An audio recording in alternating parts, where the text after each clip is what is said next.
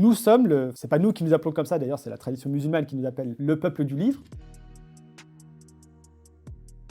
Les personnages bibliques sont des personnes qui peuvent avoir des défauts, qui ne sont pas des anges finalement, et qui ont une certaine complexité, qui ont une épaisseur, qui fait qu'on ne peut pas le lisser. En tout cas, c'est difficile de donner qu'un aspect de la personne. Mais est-ce que ça, on peut pas le dire sur Shakespeare aussi?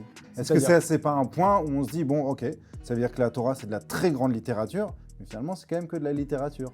Où vient le caractère révélé, là? Je ne pense pas que Shakespeare ait eu l'intention de raconter l'histoire d'une révélation. Le texte de la Torah, c'est l'histoire d'une révélation en elle-même. Le fait que la Torah soit un texte avec des éléments littéraires qui sont utilisés dans d'autres éléments de littérature, oui, forcément, puisque c'est un texte, c'est un récit. Pour autant, la spécificité, c'est dans son contenu. Et c'est dans la tradition qui suit. Tradition à laquelle s'est attaché un peuple, c'est ça la Oui, différence? oui, Il n'y a pas un peuple entier qui se dit, nous sommes les tenants de Exactement, Shakespeare. c'est ça. Nous sommes c'est pas nous qui nous appelons comme ça d'ailleurs, c'est la tradition musulmane qui nous appelle le peuple du livre. Mais effectivement, nous avons le Sefer Asfarim, le livre des livres, qui est le Tanakh, et qui est, je dirais, le témoignage. D'ailleurs, on parle des tables de témoignage, l'étape de l'Alliance et l'étape de témoignage, qui sont le témoignage d'une histoire qui nous concerne. Pas forcément d'un point de vue des historiens de la même méthodologie, mais c'est notre histoire. Et c'est une histoire qui inclut, je dirais, également une relation au divin. Et au texte qui raconte cette histoire. Et au texte qui raconte Il y a une mise en abîme un petit peu. Exactement.